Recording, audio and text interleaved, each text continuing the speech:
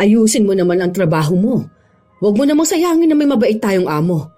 Alam mo, hindi lahat ng tao swerte katulad natin na nakapasok ng ganitong trabaho. Inaayos ko naman, Nay. Ikaw lang talaga ang hindi maka-appreciate ng ginagawa ko. Hindi yan maayos. Kung yan ang maayos para sa paningin mo, paano lang ang hindi talaga maayos? Baka yun pang may pinakamalalang kadugyutan? O ano anak? Itong mga paalala ko sa'yo, makakatulong to sa pag-unlad mo. Bata ka pa.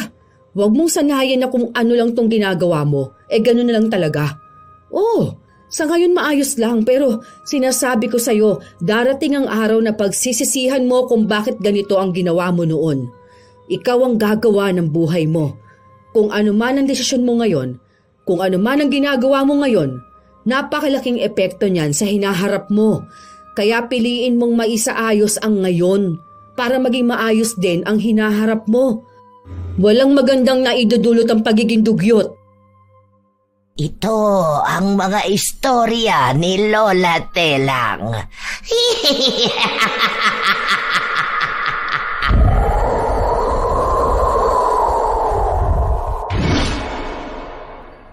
Mahirap talagang ipagkatiwala ang anak sa ibang tao dahil kahit binabayaran mo pa ito sa kanilang serbisyo, may iba na hindi kayang maging tapat at malinis.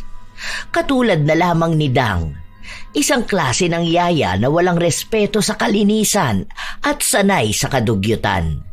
Dahil sa ganitong ugali, may parusa siyang matatamo na tiyak na pagsisisihan niya. Magagawa pa kaya niyang magbago o sadyang bibit-bitin na lamang niya panghabang buhay ang kaparusahan sa pagiging dugyot? Yung anak ko lang po, ma'am. Marunong po mag-alaga ng bata yon. Siya yung madalas na pinag-iiwanan ng mga pamangkin niya. Bunso ko po. Naghahanap na rin po kasi siya ng trabaho para hindi na ibang tao ang kunin niyo. Kapag yung anak ko po ako na rin po ang titingin sa mga gawa niya. Sige Ate Virgie, papuntahin mo na lang siya rito bukas. Sigurado ka dyan na kaya ng anak mo ang ganito. Alam mo naman tong si Baby Aljon, ang gaslaw nito. Opo ma'am, mas malala pa nga po dyan ang mga pamangkin niya. Sanay po yun sa mga bata. Minsan nga nagreklamo na sa akin na hanapan ko na lang siya ng mapapasukan kesa naman daw po na libre lang siya nag-aalaga sa mga pamangkin niya. Basta ate pinagkakatiwalaan kita dito. Alam mo naman na malaki ang tiwala ko sa'yo dahil 5 taong ka nang namamasukan sa amin. Sana maayos din tong anak mo. Opo ma'am, pangako po maayos ito. Pumayag si Abby na anak ng kasambahay niya ang kunin. Nakita na niya noon si Dang pero hindi niya nakausap tungkol sa pag-aalaga sa bata. Dahil noon, wala pa naman sa isip ni Abby na kumuha ng yaya para sa kanyang anak. Kailangan na lang niya ngayon dahil magtatrabaho na rin siya. May trabaho naman ang asawa niya at nasa ibang bansa ito pero hindi sapat para sa kanila. Lalo pat sumusustento rin ang asawa niya sa mga magulang nito. Gusto niyang makatulong sa pinansyal kaya naisipan niyang magtrabaho. 2 taon naman na ang anak niya. Kaya naisip niya na pwede na itong ipaalaga. Malaki rin ang sahod niya sa bagong trabaho. Ayaw pa nga ng asawa niya na magtrabaho siya, pero sa mabilis na pagtaas ng bilihin, hindi sapat sa isang pamilya na isa lang ang nagtatrabaho, lalo na't naubos ang ipon nila nung nanganak siya. Ayaw niyang iasa ang pera sa asawa dahil may plano rin silang pag-iipon para sa kinabukasan ng kanilang anak. Dumating na ang araw na nag-aalaga na si Dang ng bata. Noong una, maayos naman siya. Hanggang sa nakampante na ang kanyang amo, doon na lumabas ang tunay niyang ugali. Isang araw, tulog si Dang nang umiyak ang bata. Ano ba yan? Iyak naman dyan ng iyak? Ano bang problema mo ha? Inaantok pa ako. Tatahimik ka ba yan o lalagyan ko ng tape yung bibig mo? Hindi tumigil sa pag-iyak ang bata. Hindi ito mapakali at panay ang sabi na Makati. Pero hindi siya pinapansin ni Dang. Kinakalabit din siya ng bata at tinuturo ang diaper na suot niya at binabanggit ang salitang baho. Mamaya na yan. Inaantok na ako Tae ka naman kasi ng tae dyan Mamaya ka na magpalit. Hindi pa naman matagal yan. Bumalik sa pagtulog si Dang hanggang sa ginising na lang siya ng ina. Nak, ano ba naman yan? Bakit hindi mo inaasikaso tong alaga mo? Tignan mo nga, nanlamutak na ng taer dito sa higaan. Ay, ang sabi ko naman sa'yo na kapag ganito, asikasuhin mo na agad, hindi ba? Natuturuan naman na ito magbanyo eh. Ako na maglilinis dito sa kwarto. Paliguan mo na to. Nakakainis naman eh. Ano ba? Ganda na ng panaginip ko eh. Hayaan mo na yan. Punasan mo na lang yan. Hindi pwedeng punasan lang yan. Tingnan mo nga ang dugyot pati mukha oh. Tsaka hindi naman oras ng pahinga mo. Tanghali na. Tapos na akong maglinis tapos ikaw nakahilata ka pa rin. Hayaan mo na yan. Pupunasin ko naman yan mamaya. Ano ba naman to? Ay, iniipis na tong pagkainan ni Aljun. Hindi mo man lang ba to tinakpan? Itapon mo na to. Baka magkasakit pa ang bata. Okay lang yan. Pagpagan mo na lang yan kung pwede naman yan kainin pa eh. Tsaka maliliit na ipis lang naman yan. Tinakpan ko naman yan kaso pinasok pa rin ang ipis eh. Okay pa yan. Hindi naman yan nakamamatay. Anong hindi? Marumi na yan dahil ginapangan na ng ipis. Hindi pwedeng pagpagan lang yan lalo na't bata ang kakain. Kapag nagkasakit to, tayo pang malalagot. Baka pati ako ay mawalan pa ng trabaho. Ay, bumangon ka na dyan. Asikasuhin mo tong alaga mo. Ang ganda-ganda ng pakilala ko sa'yo sa amo ko eh. Tapos ganito ka lang? Kumilos ka nga dyan. Huwag mong dalhin dito ang pagiging dugyot mo sa bahay ha. Kahit na tinatamad si Dang, tumayo siya para asikasuhin ang bata. Pero hindi niya ito pinaliguan. Pinunasan niya lang ito para maalis ang mga dumikit na dumi sa katawan. Maging ang puwit ng bata ay hindi niya nilinis. Pinunasan niya lang din ito. Kaya nakakaramdam ng lagkit sa katawan ang bata. Hanggang sa umuwi si Abby ng kinagabihan nun. Ma'am, sandali po. Ipapainit ko lang po yung ulam nyo. Hindi na. Kumain naman ako sa office kanina. Si Aljon, tulog na ba?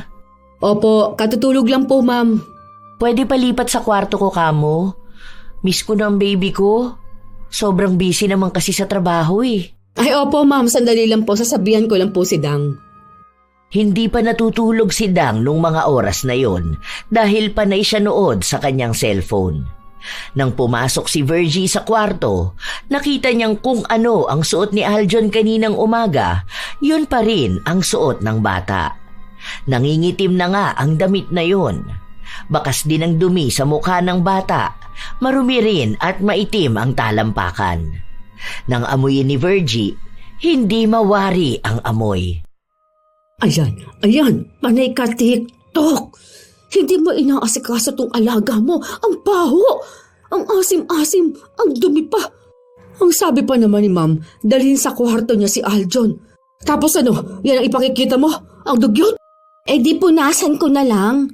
Ang dami niyang wipes dyan oh. Hindi naman to problema, Nay. Masyado ka naman dyan nai-stress. Pulbuhan na pabanguhan lang yan, okay na yan. Ayusin mo naman ang trabaho mo, nak. Akong kinakabahan kapag pinagalitan tayo. Kalma lang kasi kayo, Nay. Wala yan. Minadali ni Dang ang pagpupuna sa bata. Matapos nun ay nilagyan niya ng pulbo at kaunting pabango ito. Pinalitan niya ng bagong damit at saka niya dinala sa kwarto ng amo. Ma'am, pasensya na po na tagalan. Nilagyan ko pa po ulit ng pulbo sa likod si Aljon eh. Ang pawisin niya po kasi. Oo, pawisin nga. Parang papa niya lang. Kaya nga sabi ko na dapat laging antabayanan dahil baka mangamoy maasim. Dapat 2 beses pinaliliguan. Kumusta naman ba? Okay naman po, ma'am. 2 beses ko po siyang pinaliliguan. Tapos minsan naman po pinupunasan ko. Ang likod po kasi kung saan-saan sumusuot. Halos 4 na beses po ata kami kung nagpapalit ng damit. Sige, buti naman. Sige po, ma'am. Punta na po muna ako sa kusina. Ayusin ko lang po yung i-sterilize kong gamit ni Aljon. Nagpapakita ng kasipagan at kalinisan si Dang sa kanyang amo. Dahil abala sa trabaho si Abby, hindi na niya masyadong pansin ang nangyayari sa bahay. Nandoon din naman si Virgie na maaasahan niya. Hanggang sa isang araw, nagkasakit si Aljon. Isinugod ito sa ospital. Nang umuwi sila, Doon lang tiningnan ni Abby ang mga gamit ng anak niya, pero habang wala sila, nilinis na yun ni Virgie bilang pagtatakip din sa kadugyutan ng kanyang anak. Bakit ganun? Ang sabi dahil sa karumihan kaya nagkasakit si Aljon. Maayos naman dito. Malinis naman. Baka po kasi ma'am kapag nasa labas si Aljon. Hindi Hindi ko naman siya hinahayaang magdumi sa labas. Saka sabi ni ma'am, pwede naman daw makihalubilo sa iba. Bantay sarado nga ako sa kanya eh. Nagsisend pa nga ako ng video kay ma'am kapag nasa labas kami. Kita naman doon na wala namang nangyayaring kakaiba. Baka naman mali lang ang doktor. Ganon yan sila minsan eh. Nagbibigay na lang ng kung ano-anong haka-haka. Hindi naman marumi dito dahil mayat maya nga ako naglilinis sa mga gamit ni Aljon. Hindi pa kasi dumarating yung order kong CCTV eh. May nire-recommend kasi sa akin ng kaibigan ko. Para kahit nasa work ako, mamomonitor ko si baby. Bakit mag-CCTV pa kayo, ma'am? Dagdag lang po yan sa gastos nyo. Di ba nga po ang sabi ninyo nag-iipon kayo? Okay lang yun, nasabi ko naman na sa asawa ko eh. Para mamonitor din namin si Aljon. Para naman pong wala kayong tiwala sa amin. Meron naman. Baka lang may hindi ako nakikita. Baka kapag tulog kayo o siya lang mag-isa sa kwarto. Sige na, magpapahinga na muna ako. Ngumiti lang si Dang, pero sa loob niya ay naiinis na siya sa ugali ng amo. Habang nasa kusina silang mag-ina, napag-usapan nila ang plano ni Abby. Ay salamat naman magkakaroon na ng CCTV sa kwarto ng alaga mo. O ayun, para makita ni mamang ginagawa mo. Malamang yan kapag may CCTV na, matututo ka na rin mag-ayos ng trabaho, hindi ba? Hindi yung puro kakadugyutan. Kaya nagkasakit yun si Aljon. Pinakain mo ba naman sa kanya yung merienda na ang tagal ng nakatiwangwang tapos nilangaw na? Kapag ako nahuli ni Mama Abby, matatanggal ako. Tapos, pwede ka rin matanggal kasi nga nanay kita. Kaya dapat ngayon pa lang, para hindi matuloy yung CCTV. Hoy, ewan ko sa yung bata ka. Kaya pinagsisisihan ko talaga na ikaw ang nirekomenda ko sa kanya. Kung ibang tao na lang sana, baka hindi ganito. Alam ko kasi masipag ka mag-alaga ng mga pamangkin mo. Nag-aalaga nga ako, pero hindi naman ganyan kaarte, Nay. Yung kapag pinawisan, palit agad ng damit. Tapos kapag narumihan, maligo agad. Naka-aircon na nga sila, di ba? Dapat hindi na sobrahan ang kalinisin ng bata. Kaya yun nagkakasakit na sa sobrang linis. Basta ayusin mo na lang ang trabaho mo. Hindi pwedeng mawalan tayo ng trabaho, tandaan mo ha. May sakit ang tatay mo. Kung hindi magtutuloy-tuloy ang gamutan niya, baka mamatay yun. Tsaka nag-iipon ka rin ng pera pang abroad mo. Ayusin mo rito. Dahil baka kapag ganyan ka sa ibang bansa, malaman ko na lang, isinilid ka na sa freezer. Okay naman nun, Nay. Wala yan. Huwag tayong kabahan sa CCTV na yan. Baka hindi na rin yan ituloy eh. Tsaka hindi naman buong bahay, di ba? Sa kwarto lang naman daw.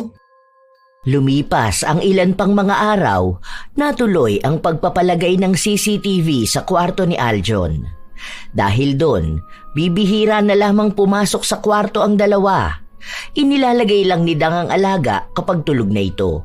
Para hindi mahalata na hindi niya pinapaliguan ng bata, pinapalitan na lang niya ito ng damit para lang makita sa CCTV na iba-iba ang suot na damit ng bata.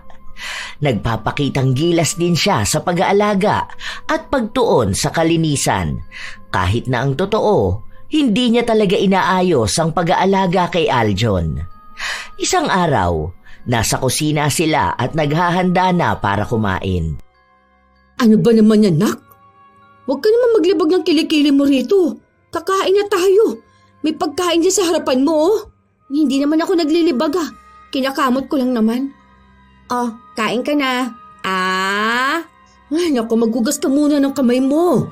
Kinuskus mo yan sa kilikili mo tapos kakamayin mo yung pagkain ng bata. Tignan mo nga, may naiwan pang libag dyan sa kuko mo. Ilang araw ka na bang hindi naliligo? Tsaka huwag mo kayang kamayin. Kita mo may sabaw yan. Hayaan mo na lang din kaya si Aljon kumain. Kaysa ganyan na dinudugot mo pagkain niya. Ay naku, Nay, huwag na kayong OA dyan. Okay lang yan. Wala namang mangyayaring masama. Tsaka pagkain lang din naman to, no? Noon nga kahit may sabaw ang pagkain, nagkakamay pa rin naman tayo, di ba? Iba yung sa atin, tsaka dyan sa alaga mo. Huwag mo namang babuyin yan. Tingnan mo, hindi pa talaga tumigil to. Sabi ko rin sa'yo na magputol ka ng kuko mo, ah. Kita mo na, nawala na yung libag sa kuko mo. Paano napunta sa pagkain ng bata? Sus, okay lang yan no. Hindi naman nakamamatay ang libag, Nay. Pampalakas ng immune system tong ginagawa ko sa kanya, no. Kumain ka na lang dyan, Nay. Gutom lang yung pinagsasabi mo sa akin eh. Tingnan mo nga itong bata. Wala lang mo siya dinireklamo. Nanahimik si Virgie sa pinaggagawa ng kanyang anak. Kahit na pagsabihan niya ito, hindi ito nakikinig sa kanya. Kahit na anong awa ni Virgie sa bata, mas naaawa siya sa buhay nila kung sakali man na mawala ng trabaho ang anak, kaya hindi niya rin maisumbong. Iniisip na lang niya na bata pa ito at kaya pang matuto sa buhay. Habang lumilipas ang araw, palala ng palala ang ginagawa ni Dang. Hanggang sa tila pati si Abby ay nakakahalata na. Isang araw kasi, umuwi si Abby. Pansin niya na ang suot na damit ng yaya ng anak ay tila ba 4 na araw na nitong suot. Dang, ito sa akin lang ha. Kasi wala naman ako dapat pakialam pero naliligo ka ba? O wala ka lang maisuot na damit? Ay, sige. Kapag naghalongkat ako tapos nakakita ko ng damit na hindi ko na ginagamit, bibigyan na lang kita. Naliligo naman po ako, Ma'am. Ah, okay, sige. Marami pa sanang gustong punahin si Abby, pero hindi niya magawa dahil baka sumobra ang masabi niya at makasakit pa siya ng damdamin ng iba. Nag-aalala lamang siya na kung ganon si Dang sa sarili niya, paano niya magagawang alagaan si Aljon ng maayos at malinis? Kaya para hindi direktang kay Dang ang salita, nagpunta si Abby sa ina ng dalaga para sa kanya ipadaan ang mga sasabihin niya. Nag-aalala din ako para sa kanya, Manang. Alam mo naman na dalaga siya. Bata pa naman siya pero sana alagaan niya rin ang sarili niya. Tapos ang baho ng hininga niya. Sana hindi ka po ma-offend sa sasabihin ko Hindi ko naman po yun problema pero kasi alam mo yun, dapat alam niya rin ang kalinisan para malinis niya rin ang anak ko. Opo, Ma'am. Okay lang po. Pinagsasabihan ko naman po siya. Malinis naman po yung anak ko. Minsan lang po talaga mukha talaga siyang malagkit. Gawa ng maghapon pong active si Aljon. Madalas pong nasa labas sila, hindi ba po? Tapos mainit kaya laging pinapawisan. Pero naliligo naman po yon. Nagpapalit din po ng damit niya. Sadya lang na nagagawa niya yon kapag tulog na po ang alaga niya. Pero pagdating naman po kay Aljon, malinis po talaga siya. Alam ko po yun, Ma'am. Kasi po kami po palagi ang magkasama rito sa bahay. Kita naman po ninyo sa CCTV niyo, Ma'am, na maayos niyang naaalagaan ang anak ninyo. Sige Manang, naniniwala naman ako sa'yo. Pero yun lang talaga ang concern ko, na baka pwede ring maagapan yung sa kanya. Kasi ikaw, kahit na may katandaan ka naman na, kita pa rin sa balat mo na malinis ka. Kaya napagkakatiwalaan kita rito sa bahay. Sana lang talaga ganun din ang anak mo, lalo na sa panahon na hindi ko nakikita. Opo, Ma'am. Makakaasa po kayo na nakabantay ako sa mga ginagawa niya. Kahit naman po nanay niya ako pagsasabihan ko po siya kapag alam kong mali talaga ang ginagawa niya. Nakuha ni Virgie ang tiwala ng kanyang amo. Kaya kahit naduda ito kay Dang, hindi pa rin inalis sa trabaho. Hanggang sa lumipas pa ang ilan pang mga araw, tuloy-tuloy na ang pagiging dugyot ni Dang. Minsan pa, kahit na kumakain ng bata ay nangungulangot siya. Wala siyang pakialam kung mahalo man sa pagkain. Dahil para sa kanya, hindi naman yon kadugyutan. Pagdating sa gamit ng alaga niya, hindi niya rin inaayos. Minsan pa, pinapasuot niya ang damit na nagamit na, lalo na kapag lalabas siya kahit paamoy maasim na yon. Matagal din siyang magpalit ng diaper. Isang beses pa, umuwi sila galing sa labas. Akala ni Dang ay wala pa ang amo, pero sakto na pagpasok niya ay kauuwi lang din pala ni Abby. Ma'am, nandito na po kayo? Akala ko po gabi pa ang uwi niyo. Hindi. Maaga ako ngayon. Half day nga lang ako pero nag-grocery kasi ako. Oh, saan kayo galing? Grabe naman ang dumi ng damit ni Aljon. Ano yan? Bakit may mga parang tutong pa ng pagkain na natuyo sa pisngi niya? Ang baho niya rin. Bakit naman ganyan? Ma'am, napasobra po kasi ang laro niya eh. Andoon kasi yung paborito niyang kaibigan. Yung anak nung dyan nakatira sa kulay red na gate. Ang kulit po ma'am eh. Kahit na anong pigil ko, pumupunta talaga sila dun sa padulasan na marumi. Kaya inuwi ko po muna para paliguan na rin. Sure ka ba? Bakit parang nakita ko ng suot niya yung damit na yan? Marumi na yan di ba?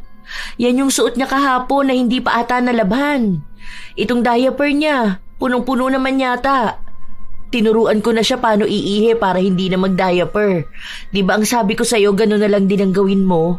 Para matuto siya magpaalam kung naiihi na ba siya o nadudumi. Opo ma'am, pero bata po kasi yan eh. Teka lang po, paliliguan ko na lang muna siya. Hindi na nag-atubili ang dalaga na dalhin ang alaga sa banyo. Dahil baka kung ano pa ang makita ng amo niya. Pero pagdating sa banyo, hindi naman niya agad pinaliguan ang bata. Binuksan niya lang ang shower para magmukhang may ginagawa siya sa loob.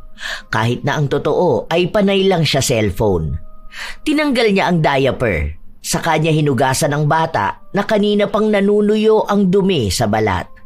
Punas-punas lang ang ginawa niya dahil kapag pinaliguan niya, tatagal lang ang oras niya. Sinigurado na lang niya na wala nang duming nanuyo sa balat ni Aljon. Matapos nun, pagpasok sa kwarto, pinaliguan niya lang ng pulbos at pabango bago niya sinuotan ng bagong diaper at damit na bagong labalang din. Para mas mangibabaw ang amoy kahit na hindi niya nilinis ng maayos ang bata. Inaamoy niya rin ang ulo, amoy pawis kaya pati bunbunan ng bata binuhusan niya ng pabango. Pasimple lang ito dahil alam niyang maaaring nanonood ang kanilang amo. Habang kasama ni Abby ang anak, ang mag-ina naman ay nasa kusina. Ang aga naman umuwi ni ma'am. Bakit hindi mo naman ako sinabihan, Nay? Hindi mo man lang ako tinawagan? Tatawagan pa lang sana kita. Kaso, nalobat pala itong cellphone ko. Nung kukunin ko na, saka naman dumating kayo. Buti na daan mo sa paliwanagan. Siguro naman, inayos mong paliguan ng bata. Hinilod mo yung dumi sa katawan niya. Baka magtagal yung libag sa balat niya. Wala naman libag yun. Tsaka bata pa naman yun. Sino ba naman pupuna ng libag niya? Hayaan mo na yun, okay na yun. Basta mabango naman ang bata. Anak ko, ayusin mo naman ang trabaho mo. Huwag mo namang sayangin na may mabait tayong amo. Alam mo, hindi lahat ng tao swerte katulad natin na nakapasok sa ganitong trabaho. Inaayos ko naman na Ikaw lang talaga ang hindi maka-appreciate ng ginagawa ko. Hindi yan maayos. Kung yan na ang maayos para sa paningin mo, paano na lang ang hindi talaga maayos? Baka yun pa ang pinakamalalang kadugyutan. Anak ko, itong mga paalala ko sa'yo, makakatulong to sa pag-unlad mo. Bata ka pa. Huwag mong sanayin na kung ano lang tong ginagawa mo, ganito na lang talaga. Oo, sa ngayon maayos lang. Pero sinasabi ko sa'yo, darating ang araw na pagsisisihan mo kung bakit ganito ang ginawa mo noon. Ikaw ang gagawa ng buhay mo. Kung ano man ang desisyon mo ngayon, kung ano man ang ginagawa mo ngayon, napakalaking epekto niyan sa hinaharap mo. Kaya piliin mong maisaayos ang ngayon para maging maayos din ang hinaharap mo. Walang magandang naidudulot ang pagiging dugyot. Nay, OA ka lang talaga. Wala yan. Hindi naman to sobrang kadugyutan, no? Maliligo na nga muna ako. Hindi pa rin pinakikinggan ni Dang ang ina. Dahil para sa kanya, wala naman talagang mali. Kaya hanggat alam niya sa sarili niyang walang mali, wala siyang babaguhin. Umabot pa ang ilan pang mga araw, hindi talaga siya nagbabago. Katulad din na hindi tumitigil ang ina na pagsabihan siya. Isang araw, wala si Virgie dahil nagpaalam siyang aalis muna saglit. Kailangan niyang umuwi sa kanilang bahay dahil sasamahan niya ang apo na nagkasakit. Kaya si Dang ang naiwan sa bahay kasama ang inaalagaan nitong bata. Ang boring Parang gusto kong manood ng TV. Kaso nakakatamad din pala. Makatulog na nga lang kaya muna. Kaso paano naman tong bata na to? Ang likot pa Ayaw naman matulog. Teka, para hindi to maglilikot kung saan-saan. Ano na lang, tama, itatali ko na lang siya. May nakita akong tali dito Nasaan na ba yun? Naghalungkat ang dalaga hanggang sa nakita niya ang tali na nasa ilalim ng mesa. Kinuha niya yon at saka niya itinali ang damit ni Aljon. Oh, ayan. Para kahit na maglilikot ka dyan, hindi ka kung saan-saan mapupunta. Diyan ka lang ha. Di ka naman makakaalis dyan eh. Matutulog muna ako. Ay, teka. Kukuha muna pala ako ng pagkain mo para hindi ka umiyak dyan.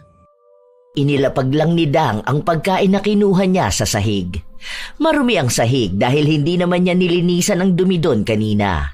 Natuyo na lang yon sa sahig at kahit na alam naman niyang puno yun ng mikrobyo, nakuha niya pa ring hayaan na ilapag ang pagkain ng bata.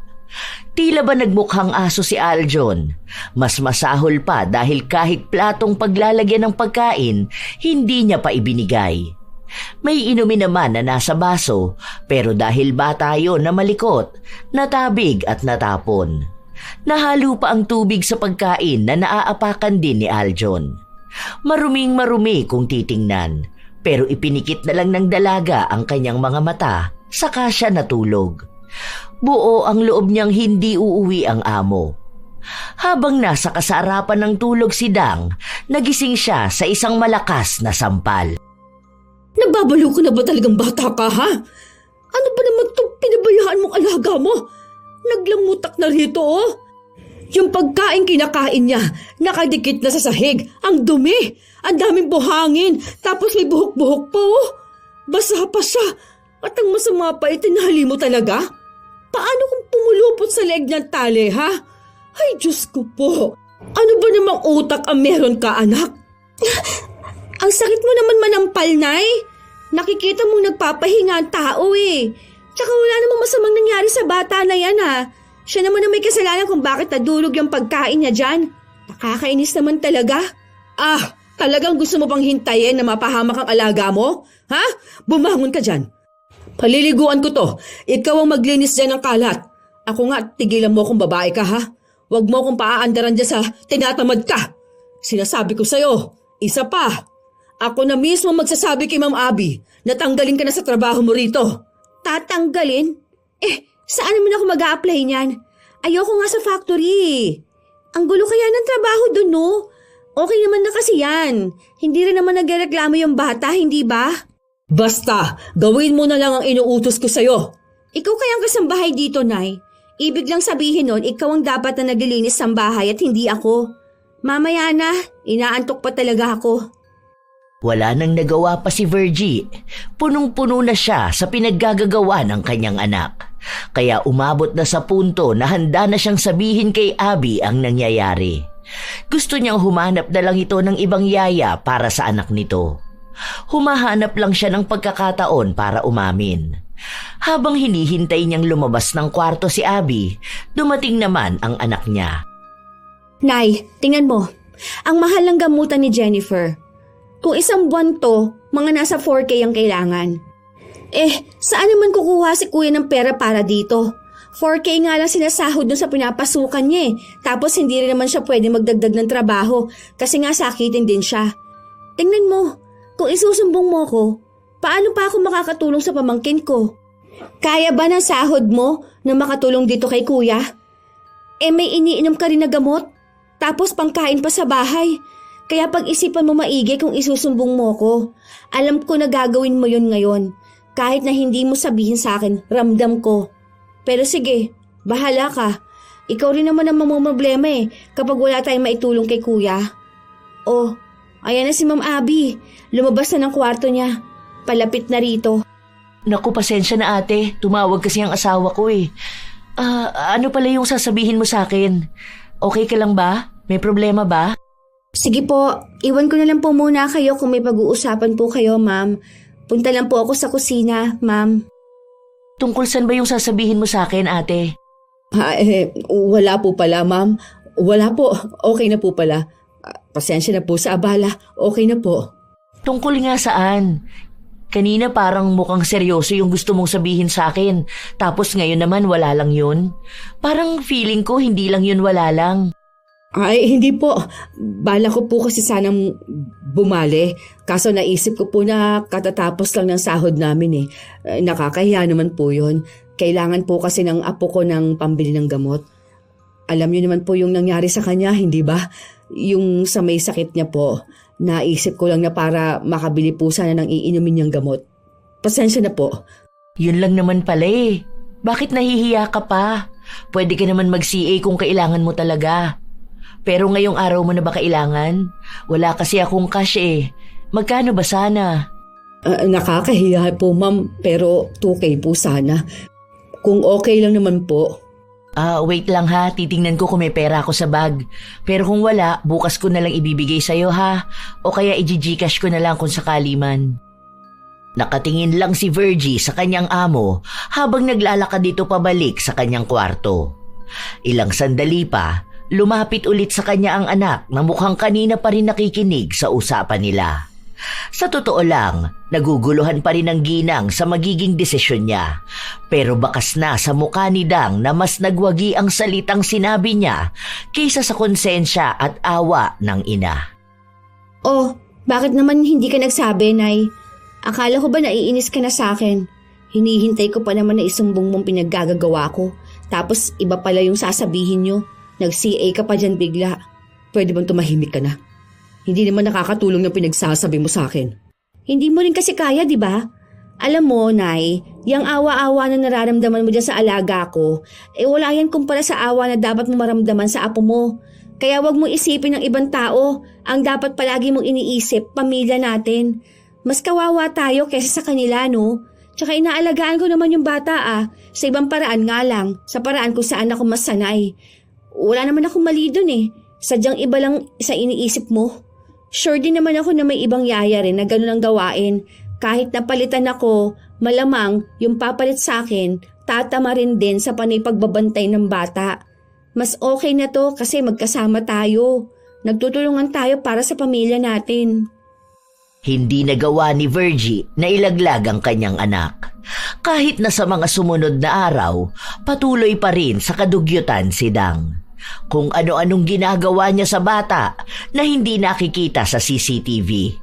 Kapag naman kasama nila si Abby, doon lang kahit na paano ay tumitino si Dang. Minsan kasi, parang gusto na lang ni Virgie na naroon palagi ang amo para naman magtrabaho ng maayos ang kanyang anak. Pero naiisip niya rin na kung nasa bahay lang si Abby, malamang walang trabaho si Dang. Naiipit siya palagi sa dalawang sitwasyon.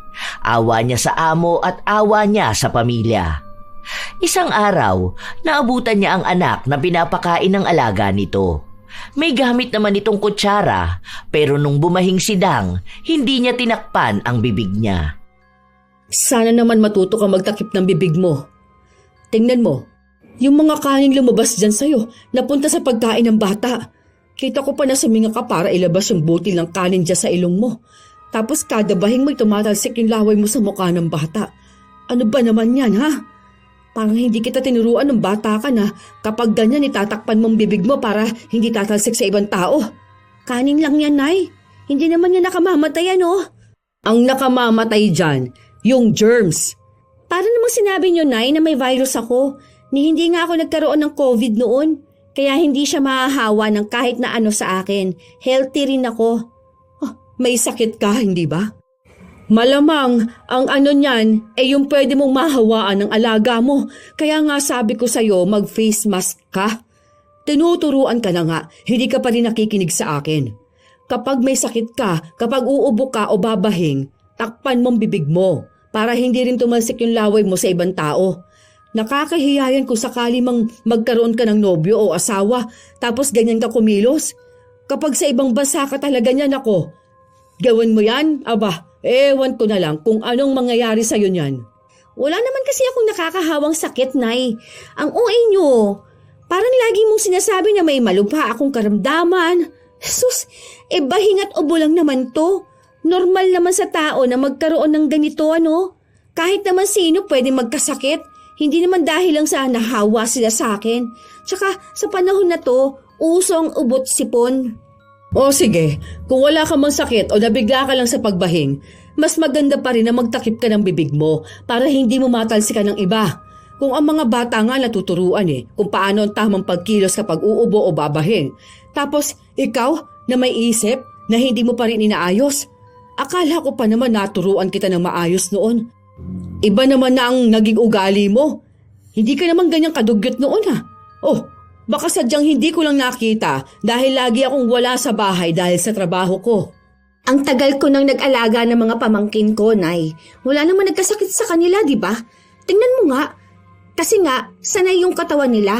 Hindi yung katulad ng mga mayayaman na ganito. Akala mo bawal madampian ng marumi kasi magkakasakit na. Sa sobrang sasera nila, hindi nakikilala ng katawan nila yung mga germs. O, di ba? May dulot na maganda kapag nakasanayan mong marumi kasi hindi ka kaagad dadapuan ng sakit. Madalas dyan sa mga mayayaman yan nagkakaroon ng LBM. Kaya nga nagkasakit sa bituka ang pamangkin mo, di ba? Kung ano-ano pinapakain mo sa kanya noon, hindi lang agad lumabas yung sakit niya. O ngayon, lahat tayo nahihirapan. Kung sana kasi ginagamit mo yung utak mo. Kung alam ko lang talaga na ganyan ka mag-alaga, hindi na ako pumayag na magbantay ka ng bata. Nagbibigay ka ng stress sa totoo lang. Wala kang ibang ginawa, Nay, kundi ang pagalitan ako. Puro ka na lang din dyan galdal Hindi ka naman gumagawa ng hakbang mo Hindi mo rin naman mapanindigan yung panay sabi mo na isusumbong mo ko. O paano?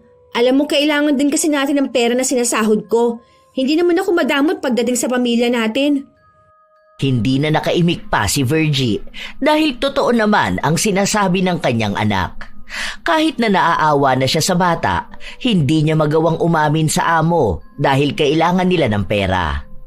Tunay rin naman na mabait si Dang kung pagtulong sa pamilya ang usapan, pero sadyang hindi nagbabago ang kanyang ugali pagdating sa pagiging dugyot. Ilang araw pa ang lumipas, nagkaroon na naman ng sakit si Aljon. Bigla na lang kasing sumakit ang tiyan nito at ang sabi ng doktor, may kinalaman nga raw sa karumihan. Kung hindi ito maaagapan agad, baka mas malala pa ang mangyari sa bata. Mas lalong nangamba si Abby, kaya kinausap niya si Dang. Po? Imposible naman po yun, Mama. Kasi po inaayos ko naman po ang trabaho ko. Tsaka lahat po naman ng gamit ni Aljon, binabanlian ko po. Malinis din itong bahay. Baka naman po mali ang doktor.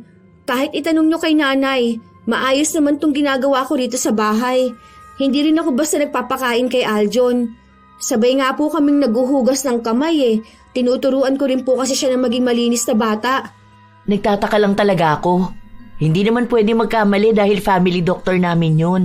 Siguro magpapadagdag na lang ako ng CCTV. Kakausapin ko na lang muna ang asawa ko para makapag-provide siya ng magagamit dito sa bahay. Lahat lalagyan ko na. Baka kasi may nakakaligtaan ka na ginagawa ng anak ko. Lalo na kapag naglalaro yan dito. Bibihira lang naman kasi kayong pumasok sa kwarto Dagdag lang po yan sa gastos nyo, Ma'am. Kasi po nung nakaraan, ang sabi ninyo, kailangan nyo ng pera kasi nga po uuwi ng asawa nyo. Kung magdadagdag kayo ng CCTV sa lahat o sa bawat sulok ng bahay nyo, baka naman po kapusin kayo sa pera. Kayo rin po, Ma'am, kasi sa halip ng menos na yon. Dahil may 2 kayong tauhan sa bahay, may yaya na, may kasambahay pa. Hindi naman din po pwede na isa lang kukunin ninyo. Hindi naman kaya ni nanay na mag-alaga ng bata. Sa edad po ni Aljon, alam niyo naman na napakakulit po, hindi ba? Kung ako naman, hindi po ako marunong maglinis ng bahay. Marunong naman pero hindi po katulad nung kay nanay. Pero kayo po, kung may mahanap kayo na isang tao na kaya ang 2 trabaho na yan, kasi ako po, hindi naman po ako dapat nagsasabi kasi kayo po ang amo. Pero bilang concern po ako sa inyo at sa gastos, kaya nasabi ko to. Kayo rin po naman po ang magdedesisyon yan Hindi na kumibo pa si Abby dahil naisip niya na tama naman ang sinabi ni Dang. Lalo pa ngayon na tapos na ang kontrata ng asawa niya sa ibang bansa at gusto nang umuwi ng Pilipinas para dito na magtrabaho. May pera pa naman sila at may ipon pero kailangan nilang maghigpit. Mas lalong naguluhan si Abby. Naapektuhan siya sa sinabi sa kanya ng dalaga kaya hindi niya itinuloy ang pagpapalagay ng CCTV. Kaya bumalik na naman sa dating gawi si Dang. Kaya nakaalalay na sa kanya ang ina, lalo pat hindi pa magaling si Aljon. Baka umaabot pa sa punto na kapag nagkasakit ito, kailangan na ng operasyon. Naaawa na si Virgie sa bata, Hanggang sa isang araw, habang nakakamay si Dang na pinapakain ng alaga niya, bigla na lang nanakit ang kanyang sikmura. Isinuka niya lahat ng nakain niya. Namilipit din siya sa sobrang sakit na nararamdaman. Oh, sabi ko naman sa'yo magugas ka kasi ng kamay bago ka kumain.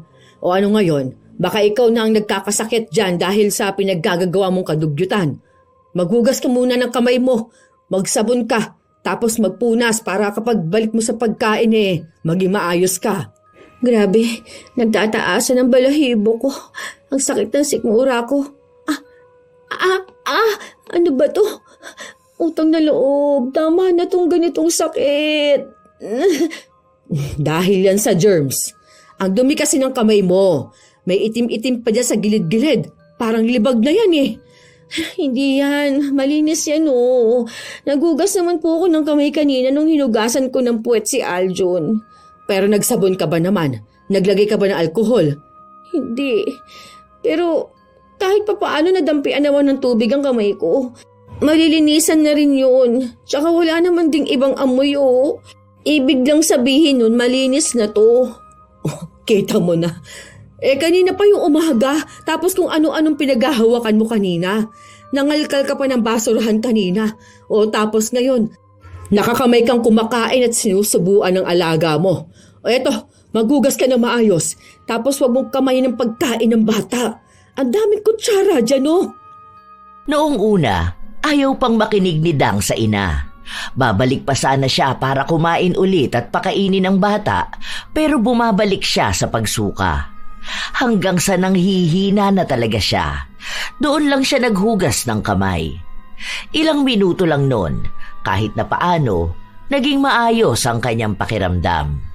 Pinalitan din ng ina ang pagkain na kinakamay niya kanina at binigyan siya ng kutsara. Huwag ka na muna magkakamay.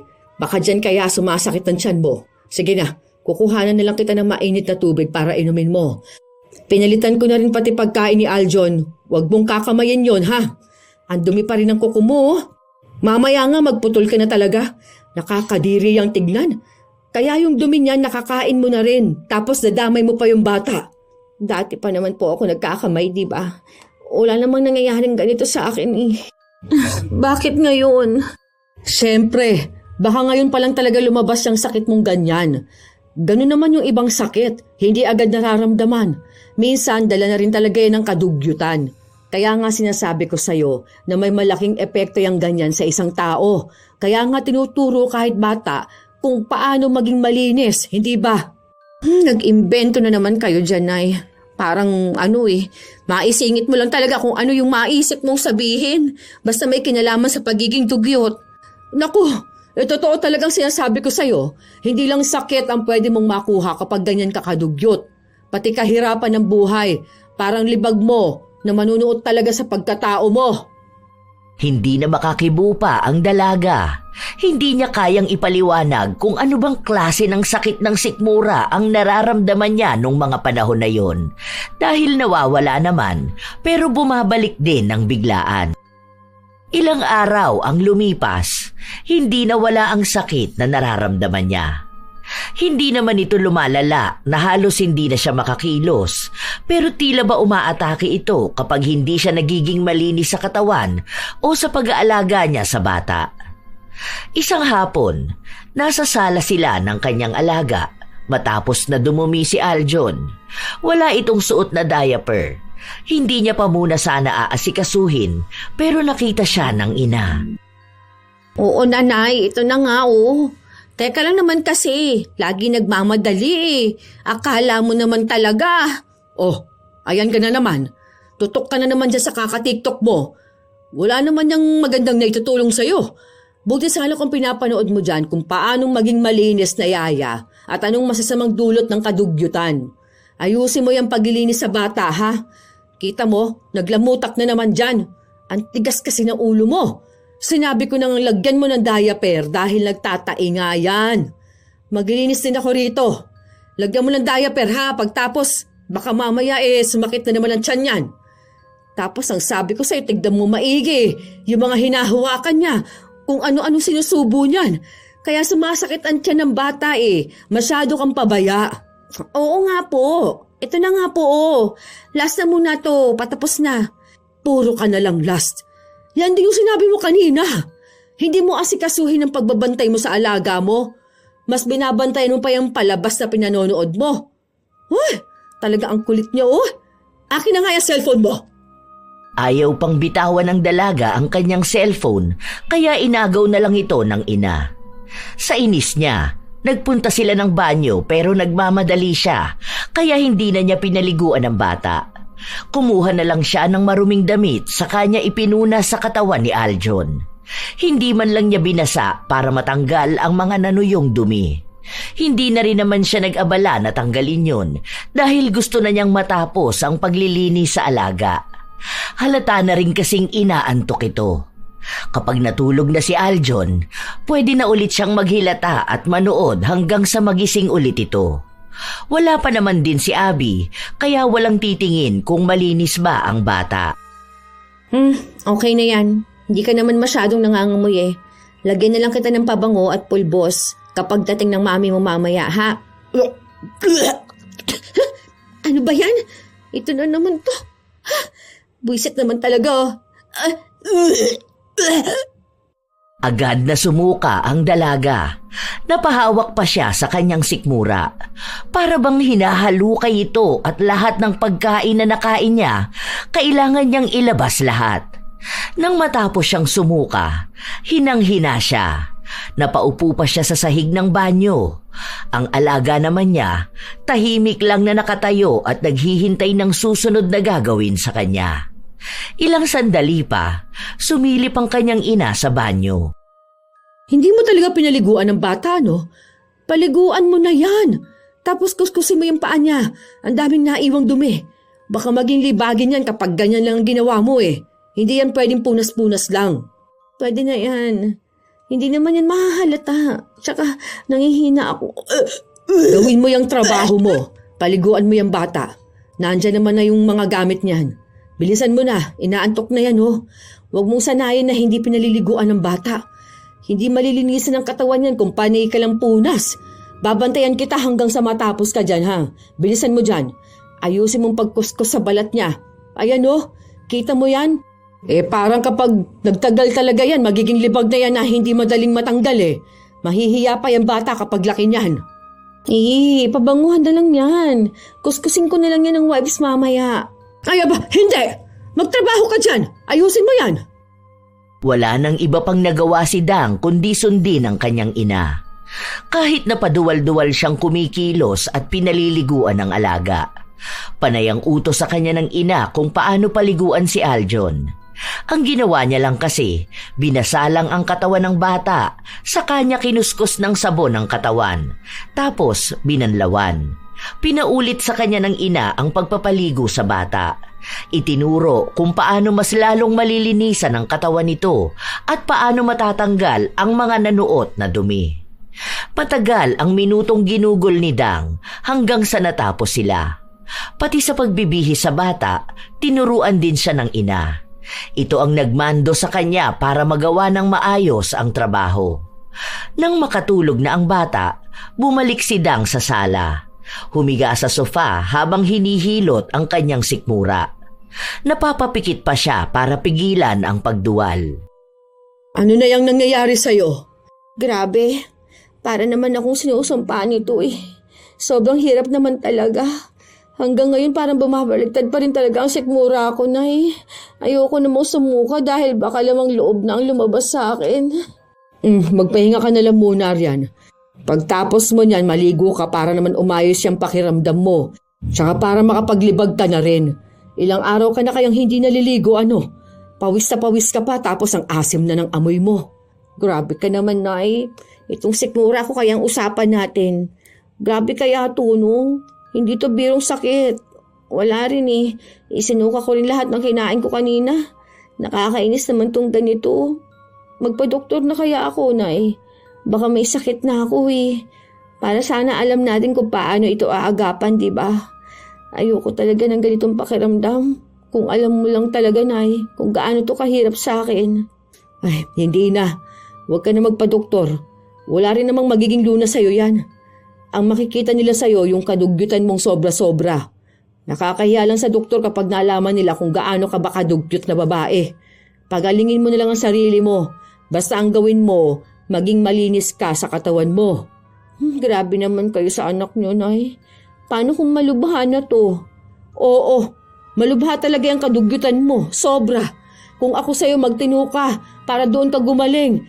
Kasi kung paulit-ulit na ganyan ka kadugyot, baka hindi lang yan ang sakit na makuha mo. O tingnan mo, ang dali lang naman sanang maging malinis, hindi ba?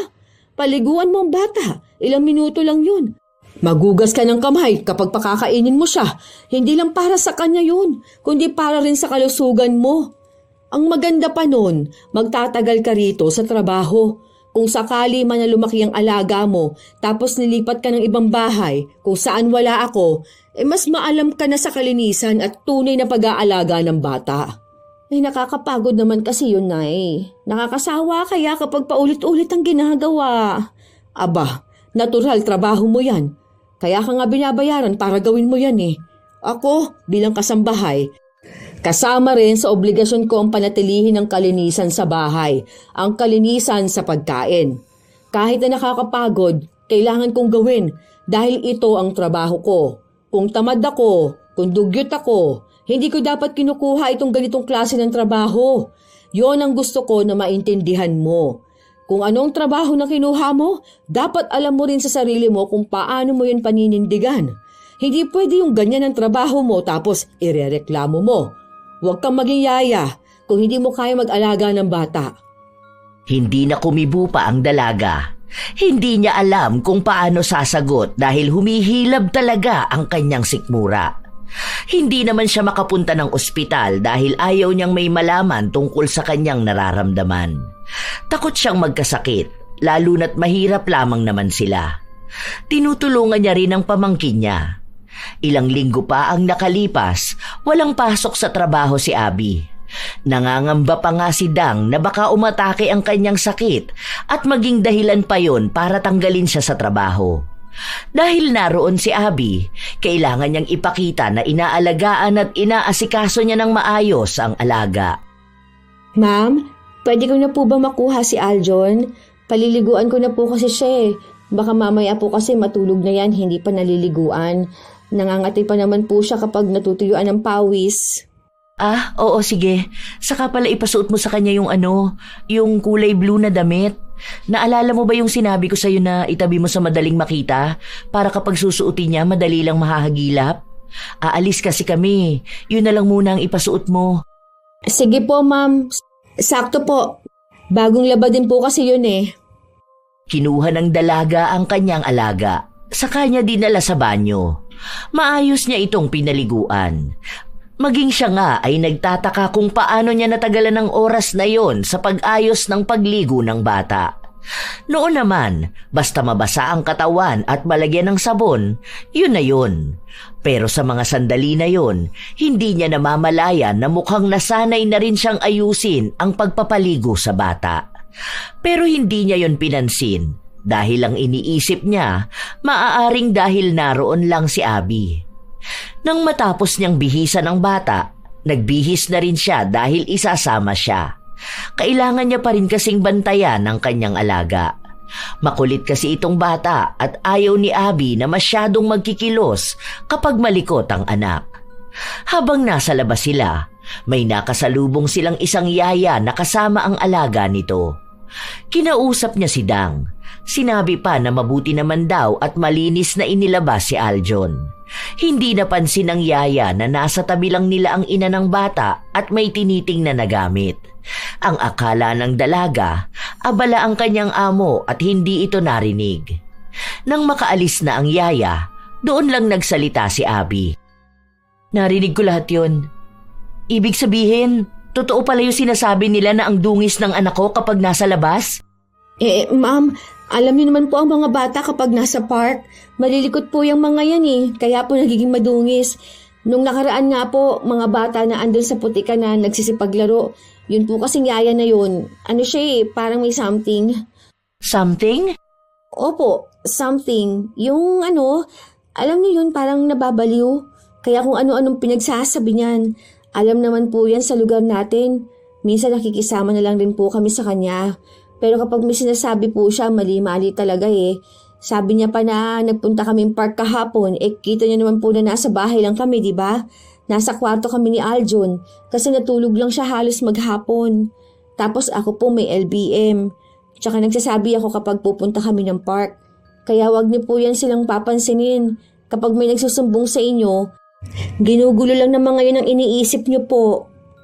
Hindi na kumibo pa si Abby. Ilang araw pa ulit ang lumipas. Kapansin-pansin na may nagbabago kay Dang. Hindi niya yon pansin, pero alam ng kanyang ina na hindi na siya kailangang paalalahanan minsan na maghugas ng kamay dahil tila ba nasasanay na rin siya. Sa tuwing hindi kasi siya gagawa ng kalinisan, doon umaatake ang sakit ng kanyang sikmura. Kaya ayaw niyang sumusuka siya dahil sinasabi niya na pakiramdam niya ay malapit na siyang mamatay. Isang araw, naabutan siya ng kanyang ina na naghuhugas ng kamay at nagsasabon pa. Kasabay na rin noon ay hinuhugasan niya ang kamay ng alaga. Oh, aba ayos yan ah. Marunong ka na pala talaga maghugas ng kamay. Wala naman ako magagawa, Nay. Alangan namang magsusuka ako dito, di ba? Naiinis na nga ako eh. Parang tanga. Laging hugas ng hugas. Nakakatamad naman tong ganito. Tapos kapag hindi ko naman ginawa, ano mangyayari sa akin? Lupaypay na naman ako sa isang gilid kasi nilabas ko na naman lahat ng kinain ko. Ang mahalaga ngayon, alam mo na yung ginagawa mo. Huwag mo na lang uulitin para hindi ka na talaga magkasakit. Para hindi na rin magkasakit yung alaga mo. Tandaan mo, isinugod na naman niya sa ospital. Ipinagpatuloy niya ng ilang araw ang ganong gawain. Sinusunod niya ang ina sa mga utos nito sa kanya kung paano niya magagawang maging malinis at maiiwas ang sarili sa pagiging dugyot. Pero sadyang sanay na siya sa dati niyang gawain kaya sinubukan niya ulit bumalik sa pagiging dugyot para hindi na siya mapagod sa kasusunod sa kalinisan. Isang araw, pakakainin ni Dang ang kanyang alaga. Naalala niyang marumi ang kamay niya, pero sinubukan niyang wag maghugas. Tinitingnan niya kung hindi na babalik ang pagsusuka niya dahil ilang araw naman na rin siyang walang nararamdamang masama.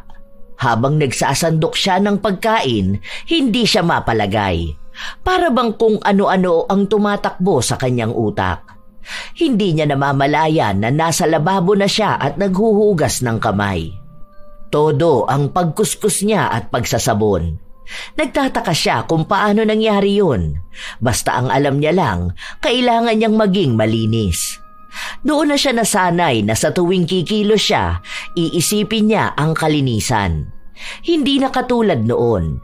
Hanggang sa isang beses, nagkausap silang mag-ina.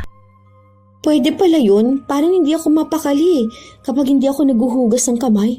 O kaya kapag may nakikita akong marumi. Ang weird nga eh. Dati kasi nasanay ako na bahala na lang. Walang hugas ng kamay kasi hindi naman din sobrang dumi ng hinahawakan ko. Saka baka mamatay din ng mikrobyo. Tapos ngayon, hindi natatahimik yung utak ko kapag hindi ako naglilinis. Normal lang naman yan. Dahil ganyan naman kasi ang dapat. Kailangan mong malaman kung gaano kahalaga ang kalinisan. Natatakot kasi ako eh. Nung nakaraan, kumain kami ni Aljon, yung padala ni Ma'am Abby. Tapos, nasa sala lang kami. Nagkutkot ako ng kuko ko sa paa. Tapos, sinimay ko yung pagkain ng hindi naghuhugas ng kamay. Tapos, ayun, nagsusuka na naman ako pagkatapos namin kumain. Sobrang grabe yung hilab ng tiyan ko. Wala ka kasi kaya hindi mo nakita na eh. Parang sinusunog yung bituka ko. Parang ganun na pakiramdam. Ewan ko ba? Basta, sobrang sakit po talaga. Oh, nakita mo na yung ginawa mo? Isipin mo ha, paa mo yan. Tapos inilalakad mo na yan kung saan-saan. Kinukutkot mo pa talaga yung kuko mo. Tapos hihimayin mo ang pagkain. Ano ba naman yun, di ba? May mga mikrobyo nang nasa pagkain nun. Kaya ayan, nagkakaroon ng reaksyon ng katawan mo. Kung ganyan ka palagi, malaki magiging epekto niyan sa'yo. Kapag nagkasakit ka, kailangan mo ng panggastos. Kung wala kang trabaho, paano na lang, di ba? Kaya nga dapat laging isipin ang kalinisan dahil malaki ang epekto nito sa kalusugan natin. Kaya sana matuto ka na dyan sa nangyayari sa'yo, na hindi lahat ng oras malakas ka, na dapat gagawin mo lang kung anong naiisip mo, na hindi inaalala kung may malaking epekto ito sa kalusugan mo o sa kalusugan ng mga batang inaalagaan mo. Hindi lang sa mga pamangkin mo, hindi lang kay Aljon, pwedeng sa ibang mga bata na aalagaan mo o sa mismong magiging mga anak mo. Minsan kasi parang nakakatamad eh. Tapos minsan parang OA na yung sobrang selan na pwede naman maging maayos ang lahat kahit na hindi na itodong linis. Aba, ewan ko ba? Hindi naman agad mamamatay ang isang tao eh. Mas mabilis pa nga mamatay kapag sobrang selan. Iba-iba kasi ang mga bata. Iba-iba ang bawat tao sa pagdating ng usapin ng kalinisan ha. Mayroong mga tao na hindi talaga sanay sa kalinisan. Meron namang mga tao na sobrang selan. Depende yan sa kinalakihan nila o sa sarili nila mismo. Pero ikaw, sobrang naman kasing kadugyutan mo. Nandadamay ka ng bata. Kapag naging sakitin yan, siya ang magdadala nun ng mahabang panahon. Kaya sana naman, anak ko, subukan mo namang magbago. Hindi kasi habang buhay na kasama mo kung umaalalay sa'yo. Huwag mong hayaan na lamunin ka ng karumihan. Mahirap makawala sa ganyan. Kaya maging malinis ka para sa sarili mo at para sa ibang tao sa paligid mo. Mas magaan pa rin sa pakiramdam kapag malinis ka. Hindi nakakibo ang dalaga sa mga salitang sinabi sa kanya ng ina. Pero maging sa isip niya, naiisip niya ang pinaggagawa niya noon na hindi na niya magawa ngayon. Natatakot na siyang makaramdam ng hindi maipaliwanag na sakit. Habang lumilipas ang mga araw, nagkukusa na siyang maglinis, pati sarili at katawan niya. Naging maarte na rin siya sa dumi, kaya sa tuwing marurumihan ang kanyang alaga, hindi siya mapakali kapag hindi niya ito nilinisan. Kung noon, hindi niya madalas paliguan si Aljon, ngayon naman ay kailangan niyang masigurado na malinis ang bata.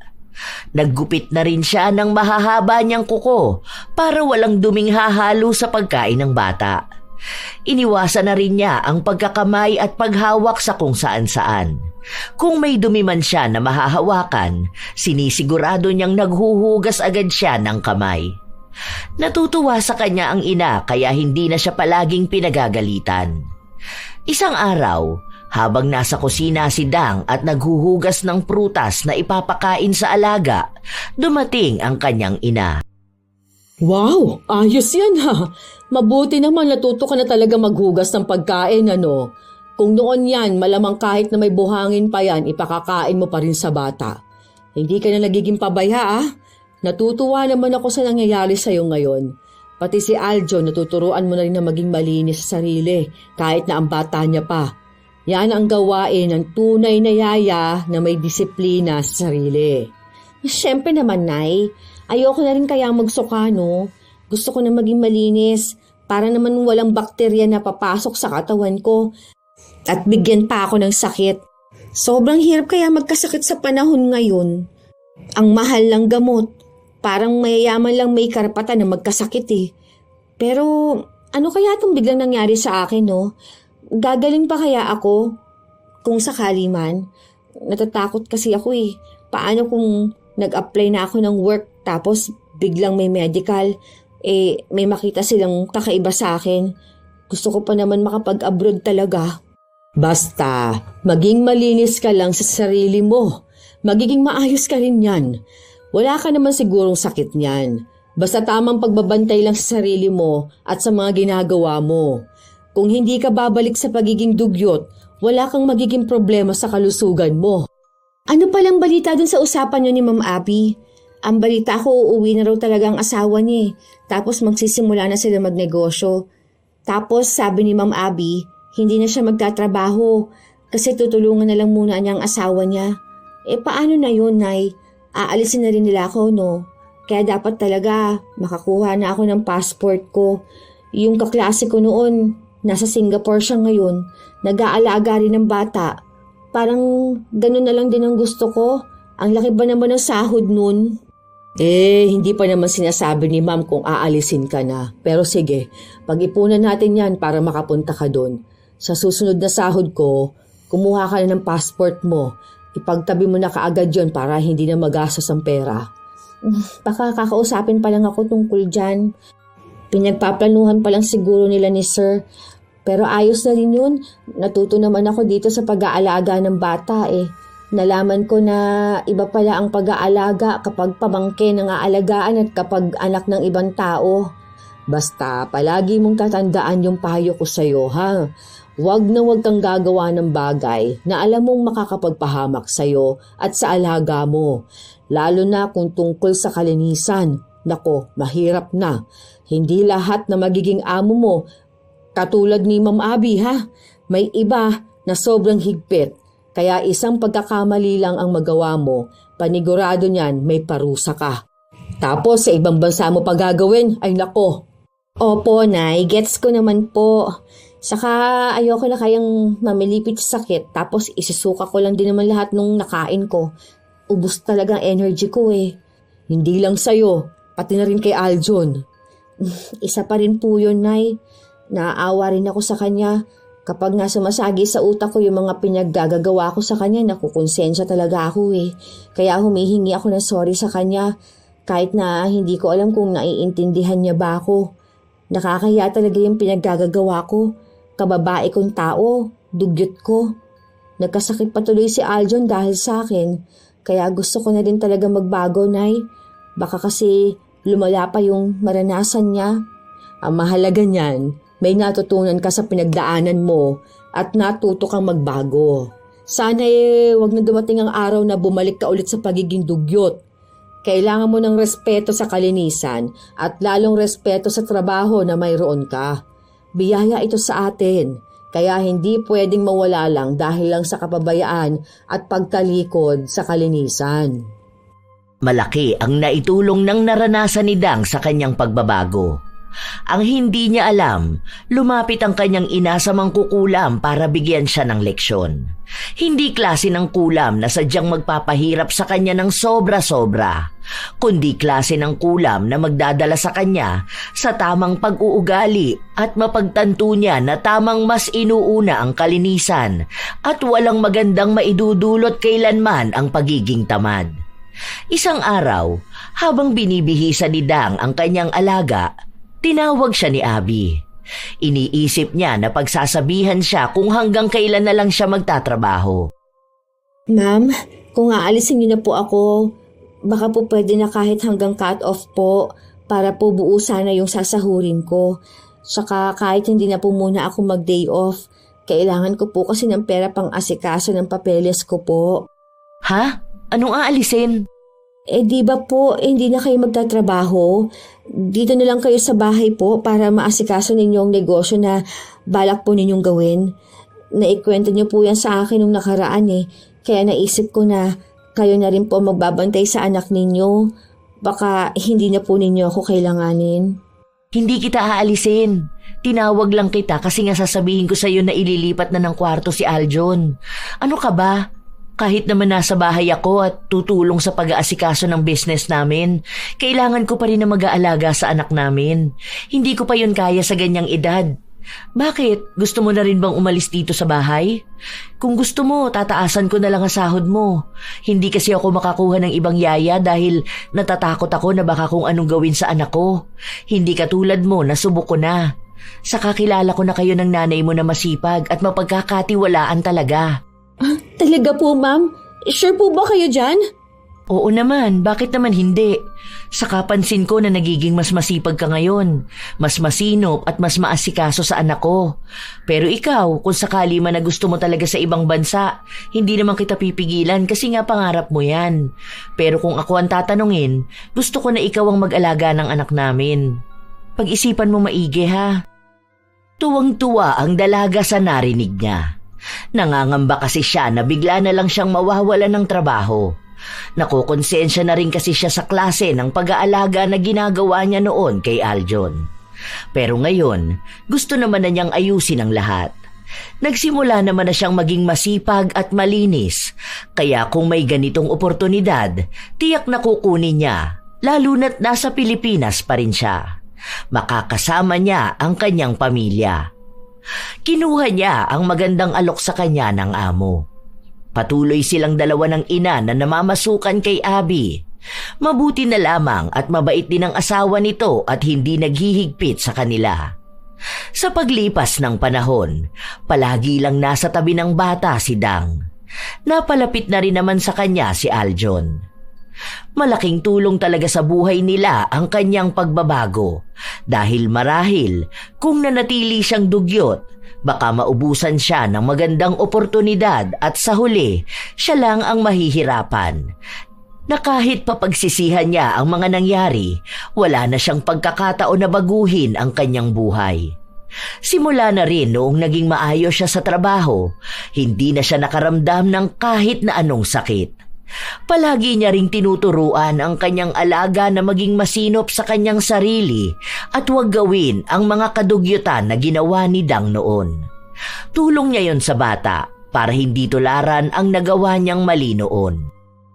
Minsan sa buhay ng isang tao, may mga ugali na akala natin ay normal na dahil nakasanayan na. Hindi natin napapansin na mali. O kaya naman, iniisip natin na wala naman talaga itong epekto. Gaya ng pagiging dugyot. Hindi lang talaga agad nakikita ang resulta kahit na paunti-unting nagkakaroon ng problema sa pagdaan ng panahon. Bilang isang yaya, ang kalinisan ay hindi lang naaayon sa amoy o sa itsura, kundi sa respeto. Respeto sa sarili, respeto sa trabaho, at respeto sa batang inaalagaan. Kung ang nag-aalaga ay pabaya, paano matuturuan ang bata na maging maayos?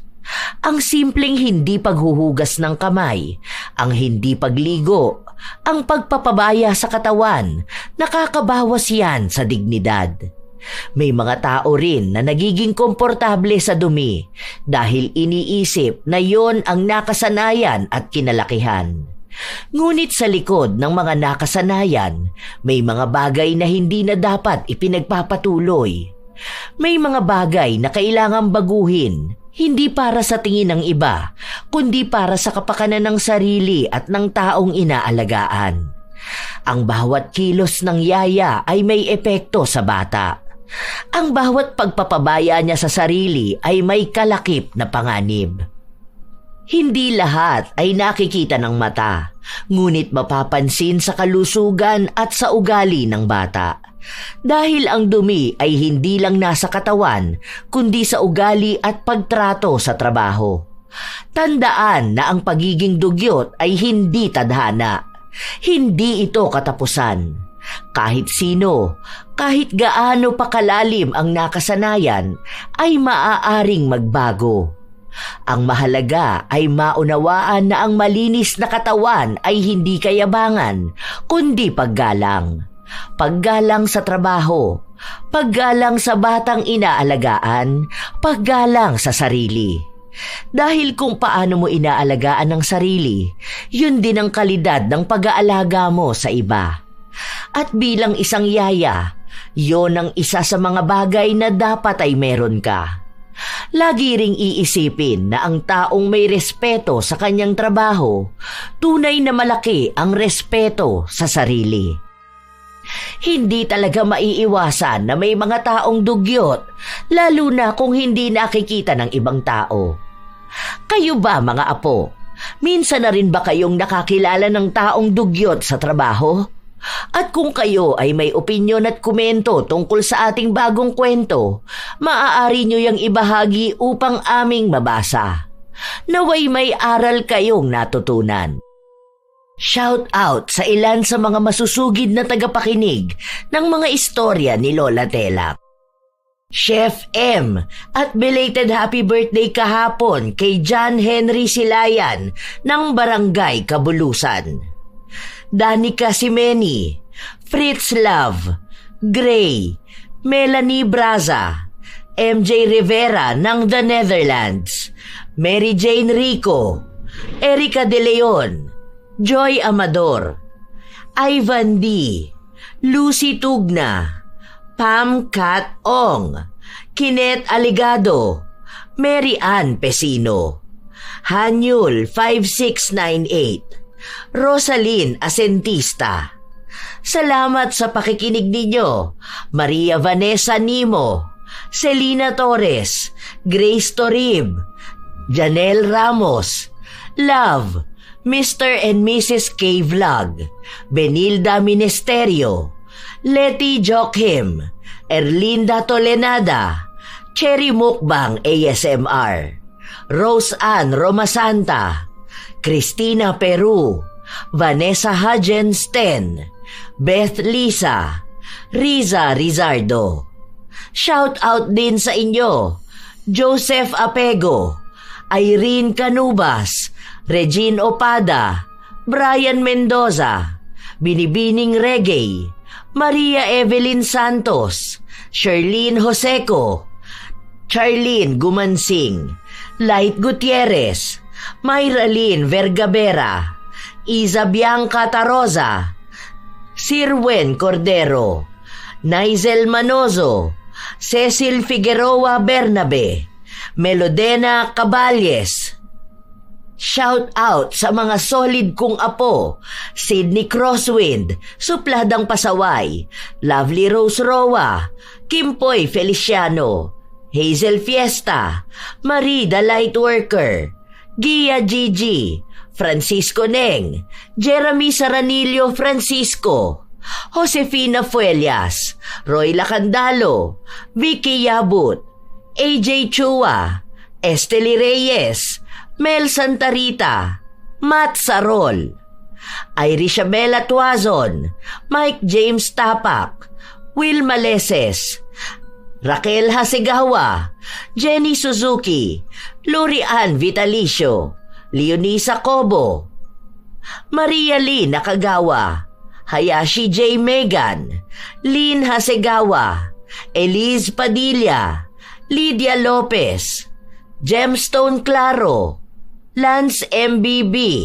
Arvid Shane Hoiberg Channel, Gami Neil Francisco at sa kanyang asawang si Dada Neil Francisco, Pureza Tagiwalo, Rachel Whitney, Alma Naong, Jennifer Makasinag, Jaime Constantino, Milrose Demate, Razon Yao, Robert Crimen, Rosalina Bugayong, Ami Yong, Ami Bag, Angelina Ignacio, sa buong Team Manok ng Amsik Angeles City, Pampanga, Ray Galedo at sa Galedo family ng Kabuyaw, Laguna, Roslyn Mangilin, Cherry May Libiran.